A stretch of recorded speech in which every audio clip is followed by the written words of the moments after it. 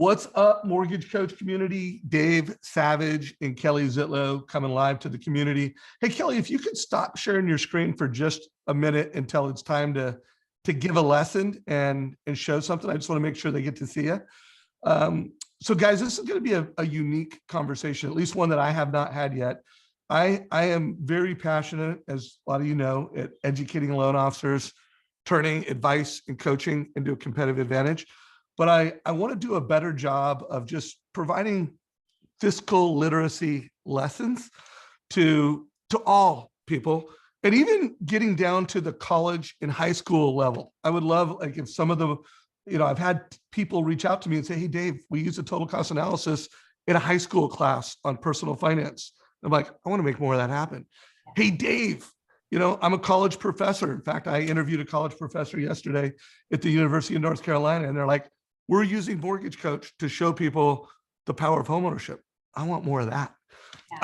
I want more loan officers to become YouTube rock stars and TikTok rock stars, being teachers and educators around fiscal literacy.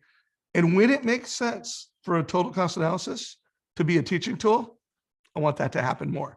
So with that said, I've reached out to a couple of very select leaders in the Mortgage Coach community that are doing just that. They're YouTubers, they're social media rock stars. They are super legit mortgage coaches that are helping families make more informed decisions. And for my first interview in this series, we have Kelly Zitlow. What's up, Kelly? Hey, how are you? Thank you so much for having me. I love what you're doing. Of course, I've always loved what you're doing. Congratulations on, I don't know if we want to call it a new YouTube channel, but it's a reimagining of Kelly Zitlow on YouTube. So let's just start with that. Like, what are you doing with your YouTube channel and the types of content you're creating there? So it's a separate YouTube channel, and really the goal of it is just to educate the country on how home loans work, how to go about getting a home loan, what are the insights from having done this business for 25 years. This is just like on a really, really basic level. How do I apply for a home loan? How do I buy a home, right? All of that kind of stuff. So that was really just the passion behind it. And I thought creating a different channel that would just be kind of a go-to resource for people, whether, they use me as their loan officer or not. That's not what it's about. It's really just about sharing information that I've gathered over the years. Well, you do such a great job of it. And I think a takeaway that you guys can hear from Kelly is, for a long time, she's worked hard to become as a mortgage professional, the digital mayor of Scottsdale, Phoenix, Arizona. And she's created content. Like, if you look at her channel, super on point if you're a real estate agent or a real estate insider. But now she's like, you know what? I want to be the digital mayor of mortgage and education around homeownership. Anyone on YouTube. So congratulations on expanding that net. I love the content you're creating. I do want to also thank you because you created a spectacular video for the Mortgage Coach Agent Advantage playlist, which it's the first time where I've ever interviewed a loan officer and say, you can't say your company name. You just got to step on stage and say, hey, I'm Kelly Zitlow, mortgage coach. And that video, I'll put a link down below, but that video is Kelly's gift to the mortgage coach community. Like, literally, you could play that for an agent. You could give that to an agent. Like, if you're in Kelly's backyard and they know her, maybe that wouldn't be the move. But if you're in a different market, like, you could have Kelly Zitlow educating your real estate agents on a finance strategy using Mortgage Coach. So thank you for doing that, Kelly. Absolutely, anytime. I appreciate you and all you do. And this is like a community effort, right? Just to build, lift, and grow the minds that are currently in the mortgage industry in the future. Yeah, no doubt. Well, guys, we're going to keep this under 25 minutes. We're about 4 to 5 minutes into it. We've got about 19 minutes till we're like hard stop. We want this to be a really bite-sized, easy to watch, easy to listen content. Now, Kelly, my challenge for you, let's just say I put you on stage and you give us this lesson, it is fiscal literacy for a high school student, a college student, a homeowner, a renter. I think it's going to be more on point. Like, the biggest audience for this is going to be a renter.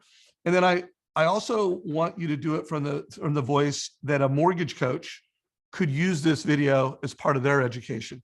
And it would also be a little bit of a playbook. Like if anyone in the mortgage coach community wanted to create a 10-minute to 15-minute rent versus own, power of home ownership, this would be great inspiration and valuable for them.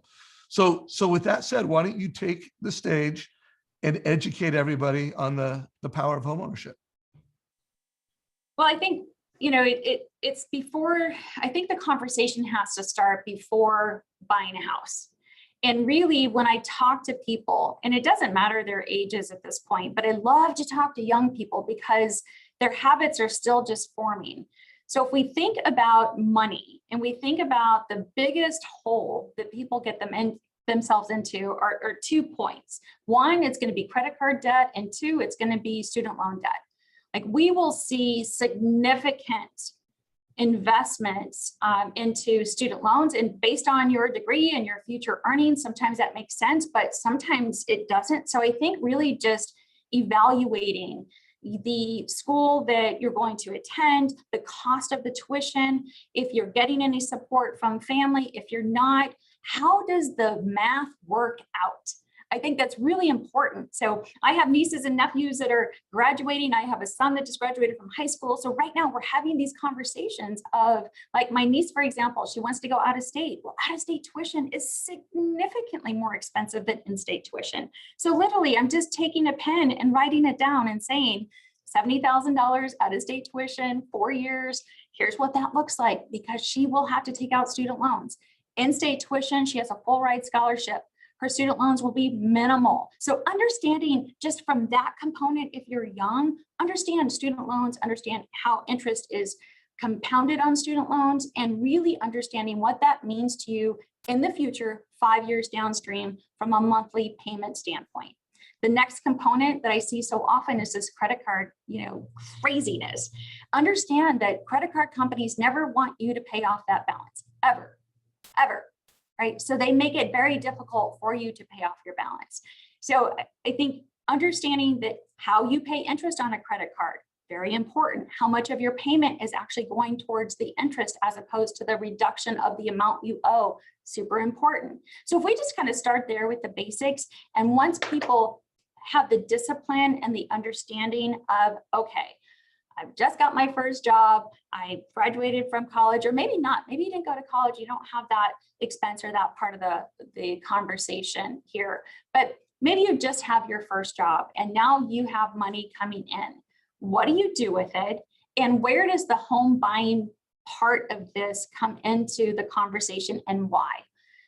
So as I think through just the steps of fiscal literacy, it always starts with me about just how money works, and credit cards and student loans. Boom, we got that off the table. Also understanding assets. So what's a depreciating asset versus an appreciating asset? So cars, I have 2 sons. We talk a lot about cars. Cars depreciate, meaning just very simply, their value decreases over time for the most part.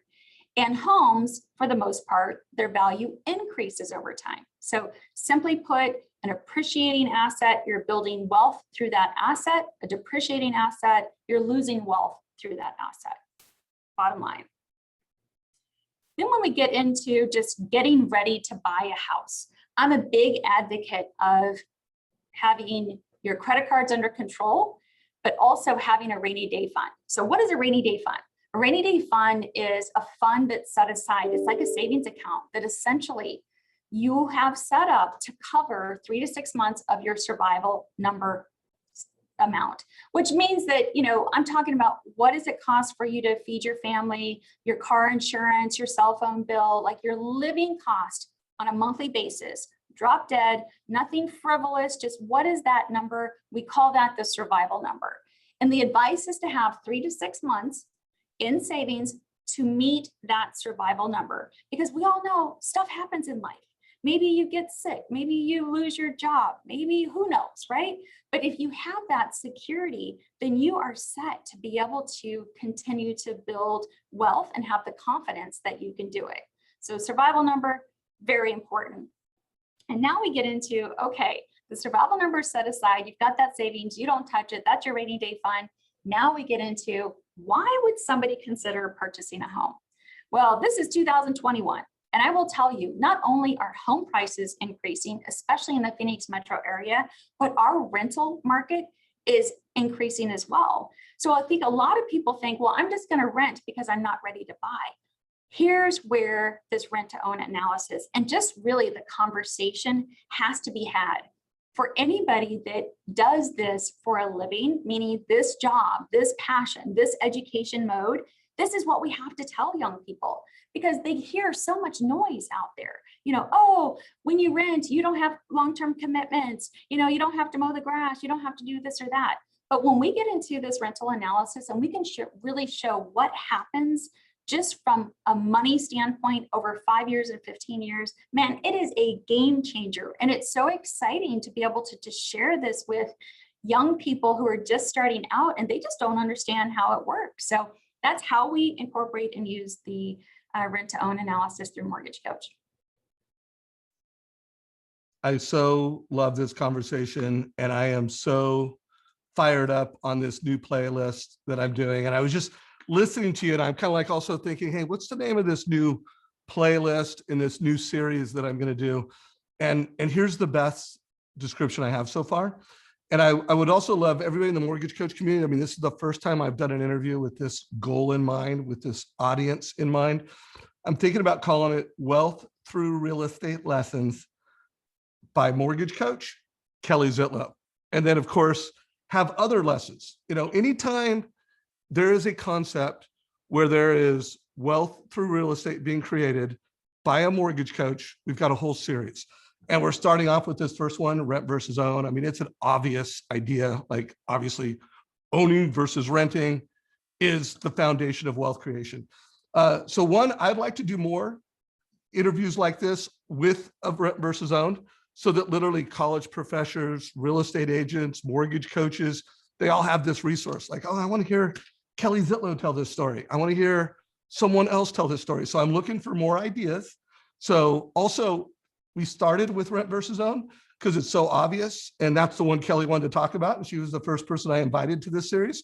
But I know there's going to be other ideas where there is a wealth through real estate concept. And it's totally different than this, that consolidation analysis, move up analysis, cost of waiting. Now, those aren't the terms we'll probably use because those are more like industry nerd terms. We'll want to use goals and terms outside of that. So Kelly, you've given a pretty big overview. Anything else you want to share before you kind of start using a rent versus own as a teaching tool to kind of drive home some of these bigger concepts? Yeah, I think that, you know, part of what is stemming all of this is the market climate. So nationwide, I mean, there is 2 months supply of homes for sale nationwide. That was the last stat I heard this week. So what that's creating is a lot of maybe second guessing of whether you should be buying a house in, you know, today's market. And nobody can really answer that. But I do think that it's easy to be emotional about it. And it's easy to go like, oh, you know, I've written 3 offers, none of them got accepted. I'm never going to get a house. It's easy to go there. And I totally get it. It's frustrating right now in particular. But I would also say that if you are a renter, renters are being exposed to other things that are impacting and causing great stress in their lives. So we have, you know, 2 different sides of the equation. So for example, we have so many people relocating to the Phoenix metro area right now. Our average rents are on fire. I talked to a client a couple of weeks ago who was relocating here from San Diego. They have a dog, which rules them out on an apartment type of scenario. And they thought they were going to rent. And they needed a house, a single family residence. There were over 200 applicants on that one house that they had put their name in on and applied to rent it. So while the home buying part of our country is very, very competitive right now, I would contend that the rental part of at least our valley is also extremely competitive. So if you're going to compete, let's have the numbers in play and figure out, are you eligible and can you buy a house now? Because maybe it is worth considering and sticking in there through the emotional ups and downs that this market brings, because in the end, when I show you this analysis, like, it is a game changer. So I think knowing the numbers will help to pacify the emotions that people are feeling right now. All right, well, let's get into the numbers. And that's always important when you're teaching or you're marketing. You need to make a big promise. You need to share some critical concepts, and then like show me the numbers, and show them to me in a way that's crystal clear based off of my goals, my hopes, and my dreams. So let's rock it out. Walk us through the numbers. Okay. So in this scenario, I'm using average rents of $1,700 a month and $25 a month for rental insurance. So that equates to a total payment of $1,725. And then I just chose 3 different price points that are going to be fairly close for comparison. So a $350,000 purchase price, or a $400,000 purchase price, and a $450,000 purchase price, using a 3% down payment, assuming a first-time home buyer for these scenarios. So, what we see here is that for less than $200 a month, someone could essentially purchase a $350,000 house, right? And then it starts to go up in about $200 increments for every $50,000 that price increases. Okay, so maybe you can't jump to a $450,000 price point out of the gate, but I love Mortgage Coach in the sense that it allows me to show people what happens when that purchase price goes up or down in increments. So I generally will use $25,000 to $50,000 price point spreads in all of the analysis that we do out of the gate at the pre-qualification part of the process. But here's really where I think it gets very enlightening. And that is, when somebody pays a house payment, we all know that payment, we call it a PITI payment, right? So it includes principal and interest, property taxes, homeowners insurance, and mortgage insurance if there's mortgage insurance on the home loan. So in these cases, these numbers are showing you on a high level that total out the door PITI payment. But what a lot of people don't realize is that out of that P&I payment, there's a built-in savings account, right? So a portion of that payment every single month is being applied to what we call principal, which is essentially helping you build your equity or your savings over time.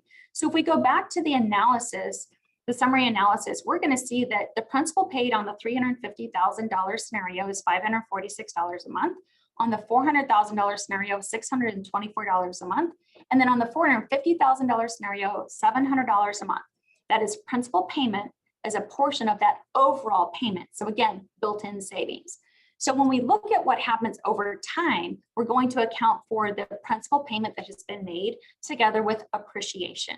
So I've used for this analysis an extremely conservative 6% annual appreciation rate on the home buying part of the equation, and I've used a 10% average increase to rents. So that's how these numbers are geared. So here's what happens. In 15 years, let's just start here because this is the most exciting part for me. In 15 years, assuming that $350,000 house appreciates at 6% per year, and mind you, in Phoenix, Arizona, we're leading the nation right now with a 20% year-over-year appreciation. We're not using that. We're not even advocating that that's going to be real in the coming years, but 6%, that's a very fair number. So in 15 years, the person that buys their house versus rents will have a net worth of roughly $636,000. If they buy the $400,000 price point, that jumps to about $724,000, and then the $450,000 over $800,000 in net worth that can be had just from buying a house, and assuming very conservative numbers. And if you rent and you're renting now for 15 years, outside of just the rent you've paid, what do you have? You have that initial money that you had set aside at $25,000. Maybe you've invested it. This analysis hasn't accounted for that, but if you haven't, that's what you have. That's your nest egg, and that is what your net worth comprises of or is based on. So I just think that we really start to look at these numbers.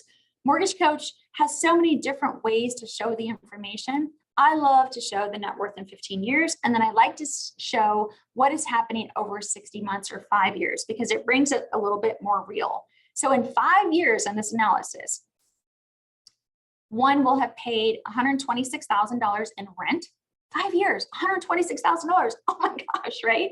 Whereas if you bought a house in the $350,000 price point, they would have saved towards principal, right? Their principal component of their payment over $35,000. On the $400,000 price point, over $40,000 is automatically being generated in savings because you are allocating that as part of your principal and interest payment. So that's building your equity. And then the $450,000, over $45,000 in principal paid just in 5 years. So it's just crazy to me, right? That somebody can say, well, I'm just going to rent. I think people say that because they feel like it's easy. But I will contend in this market, renting is no longer easy, right? There's no security. Landlords are wanting to sell these houses. Maybe the person is displaced and they maybe aren't ready to buy, or maybe they are ready to buy and they just don't understand how to go about it. That's what we do as a community, and that's what we do as professionals. And this is a great tool to just show people the numbers. Boom. So if you could stop sharing the screen. Kelly, are you willing to share the link to that rent versus own? Sure, absolutely. So share that with me, and anyone watching this, I hope this one inspires you. Like, I need to become a master teacher in having the power of homeownership conversation. And I need to become a master of that in a lot of different venues to a lot of different people. Obviously, if you're serving real estate agents, you want to be able to tell that conversation to an agent so that they don't look at you as just the pre-approval machine. They look at you as, you know what, this is an educator that's going to help all of my first-time home buyers get clear and confident about what homeownership means. So they've got another reason to not only refer the business to you, but refer the business to you sooner. I want you to be so good at doing this rent versus own that you could be a guest at a college class and talk with power, confidence about the power of homeownership. And a lot of college students should buy their first house with the help of their parents, get a fourplex, start building wealth with real estate.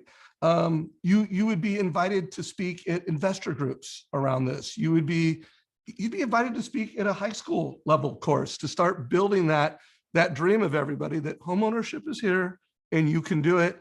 And then of course, I want you to be so good that you're creating social media content. You've got a YouTube channel and you've got a couple videos on it. Maybe you're using TikTok, maybe you're using Instagram, but you're creating content around this. And of course, I'm Mr. Mortgage Coach. I want the total cost analysis to be a teaching tool. And I want you to get really good at doing that. So Kelly, you helped kick it off this project. And you gave a great interview, you gave a great overview, and you didn't know what, you're like, Dave, what are we talking about? So she didn't even have time to like really know what we're doing here. She just knew that I'm going to bring a rent versus own, and I'm going to talk about the power of homeownership. So Kelly, any closing thoughts for the Mortgage Coach audience? I would tell you what you told me, I don't know, 10 years ago. If you're new to the Mortgage Coach concept, just get over it. Like, you have to do 25 of them out of the gate. So I think a lot of times, I talk to a lot of loan officers nationwide, like, oh, how do I get started? It's like anything, just do it. And then pretty soon it becomes so part of your nature that you can't imagine life without it. And we use it in so many different ways. This is just one way that we can leverage Mortgage Coach to educate the world. So and listen to other interviews I've done with Kelly, because the other thing that she does a spectacular job in our community is it's not only a tool to educate families and realtors, it's a team tool. It's how they do their cover and move. And, one person creates a TCA, Kelly does this, the house gets put into escrow and they update it, and they're using it as a communication platform for the family and internally. Like, imagine how much value it gives to just your internal team, because they know what you said to the consumer. They know beyond the transaction what's happening for this family and how it was communicated. So Kelly, you're always an incredible role model in the Mortgage Coach community. Thank you for what you did here. This is a wrap, guys. If you got value, give it a like, share it with your mortgage friends. Kelly didn't brag about herself, like what company she works for. Kelly, how many loans are you closing, you and your team closing nowadays? about 40 loans a month. So guys, one of America's most successful loan officers, she didn't brag about it. You could use this for some education yourself. And I look forward to seeing more videos from everybody. Take care. Have an awesome day. And thank you, Kelly. Bye, Dave. Thanks for having me.